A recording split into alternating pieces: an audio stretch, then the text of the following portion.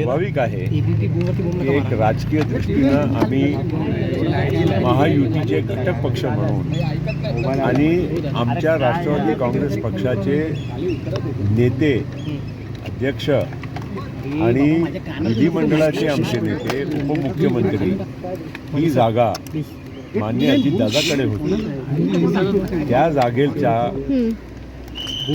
उद्याच्याला आम्हालाही निर्णय करावा लागणार आहे. म्हणून त्यांना आम्ही फक्त एवढंच सांगितलं की येत्या काही दिवसामध्ये लवकरात लवकर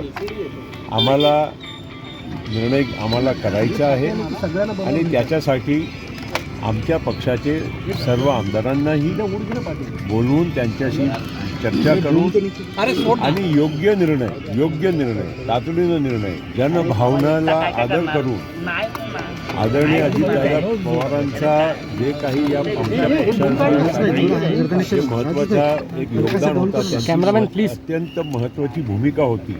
सगळ्या बाबतीचा विचार करून आम्हाला लवकरात लवकर निर्णय करायचा आहे एवढा आम्ही त्यांना